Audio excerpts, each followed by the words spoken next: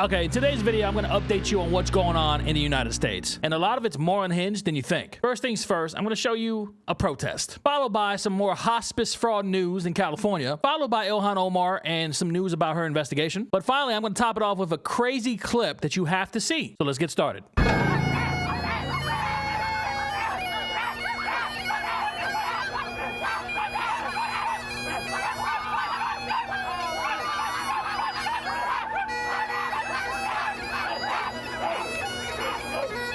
So this is at a protest, and that is the young generation that the left has been indoctrinating. They dress like this, and they're barking. I'm not even entirely sure what this protest is about. But interestingly enough, there is a graph at the bottom of this video here that talks about the percentage of young people diagnosed with a mental health problem. Turns out this is from the U.S. General Social Survey, and it says here, Democrats typically suffer from the most mental health issues. Let's be honest, in this day and age, I didn't really need a graph to tell me this. But I wanted to show you this because this is what's happening to our youth. Your kids, if you're not raising them, they're going to raise them. These left-wing indoctrination camps that they call public school. Now, I'm not saying every public school is like this, but if you don't pay attention and look at what your kid's learning in school, very likely they might become this. So share this with your friends. And I know you got some friends with kids like this. Now, this next clip is kind of wild because you're not going to believe where they found a hospice in California. You'd be amazed at how many hospices, the door you can walk up to in California, and there is nobody there. There is 5 months worth of mail that you can see stacked up from CMS, and nobody's there. That passed a survey. How did that happen? How do you put a hospice in a burrito stand in California? How do you put a hospice in a tire store in California? That all had to be vetted through licensure and through certification and accreditation. She's right. That should have been vetted. 100%. How does a hospice operate out of a burrito stand or a tire store? How does any of this get approved at all in California or anywhere in the United States? You think that if the government's going to give you millions of dollars for this particular thing, that the government would come in and make sure that you're not committing fraud. Again, it just seems like Democrats are very okay with fraud. They're against the SAVE Act, voter ID, which would make our elections more secure. They're trying to pass the Stop Nick Shirley Act in California, which would criminalize independent journalists for exposing fraud, giving them a $10,000 fine or more with a year or more in prison, in addition to forcing them to take down any content they made exposing the fraud. So they're decriminalizing fraud in California. Meanwhile, you have hospices running out of burrito stands. The truth is stranger than fiction. Now, the next few clips are about Ilhan Omar. Now, this frustrates me. I got to be honest, and I know this is frustrating you because it's already been admitted by the Vice President, J.D. Vance, that Ilhan Omar did commit fraud by marrying her brother to help him get his citizenship. My question is, why is she still in Congress? Why has she not been charged? Why has she not been arrested? I don't know. Trying to coordinate between all branches to end this nonsense is the new plan. Vance sat down for an interview with Benny Johnson, spoke about Somali fraud, spoke about the queen of the Somali fraudsters, our friend Ilhan Omar. Take a listen. Ilhan Omar definitely committed immigration fraud against the United States of America. She has been at the center of a lot of the worst fraudsters in the Somalian community. Yeah, she married her brother to get him in, which means they both should go back. Benny Johnson is with us now. Good to have you. Good to see you again. Everywhere that gets investigated, they find billions of our dollars stolen. Nobody cares, and it's so infuriating.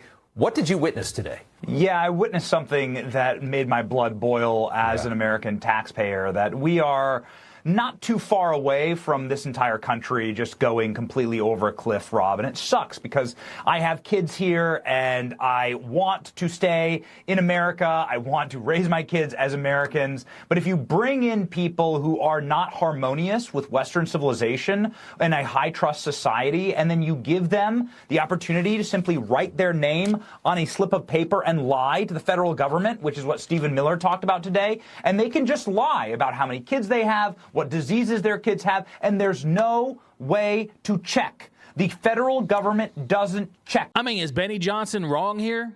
No. Is he wrong to be frustrated? No. I'm frustrated. You should be frustrated.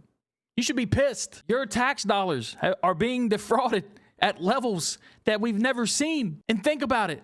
You have Democrat states, blue states, that are just trying to raise your taxes. Meanwhile, they have billions of dollars in fraud in their states. Instead of fixing the fraud issue, they'd rather raise your taxes. Virginia, New York City, California, Illinois, all these states, all blue states, raising taxes, completely ignoring all the fraud, though. Write a blank check to those states.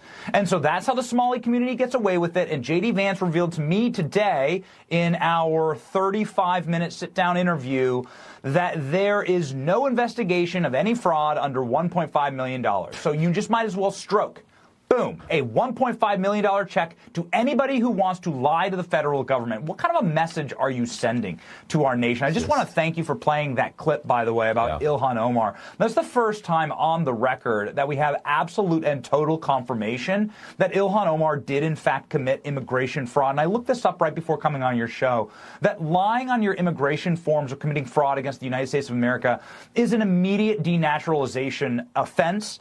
Immediate denaturalization offense.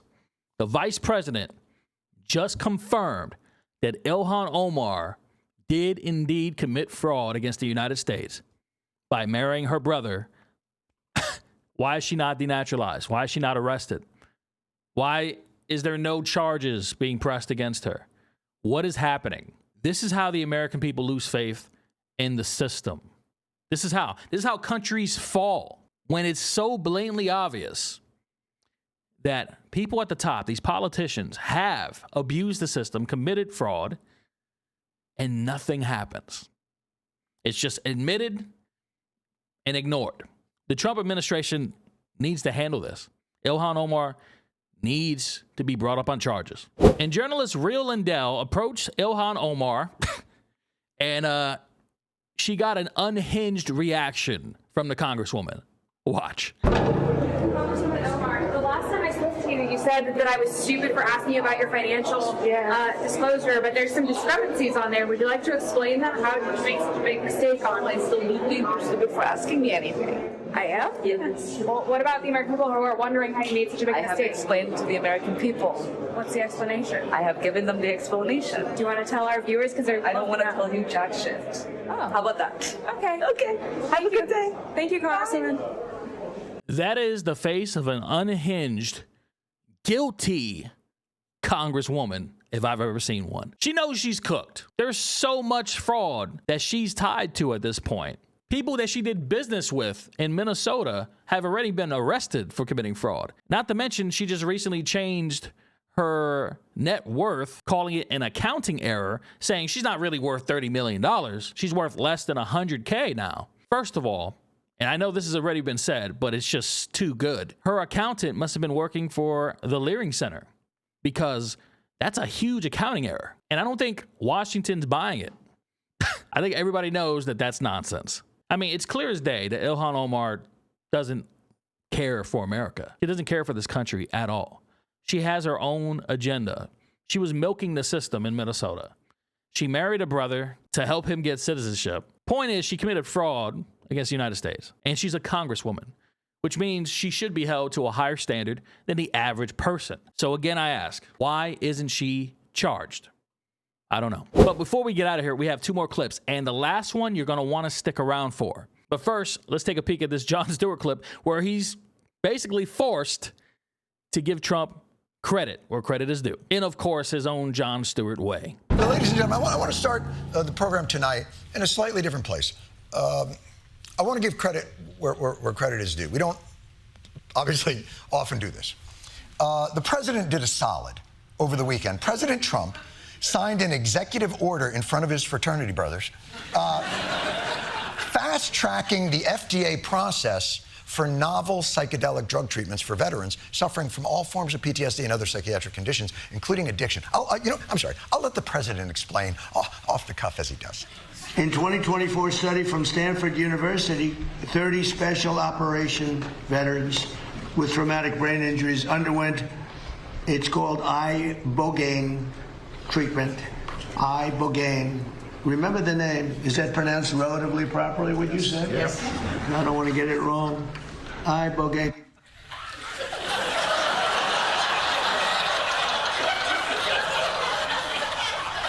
Body. Ibogaine. Rogaine with an ibo. It's easy.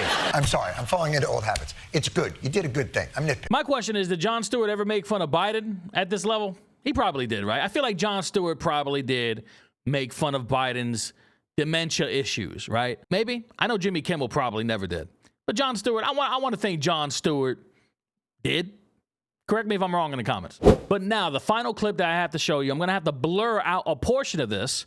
This is at a parade, a pride parade with kids. Now, what you're about to see in this video is grooming. And if you don't think it's grooming, then you are a groomer. Watch. Look at these kids. It's absolutely disgusting. Look at all these kids.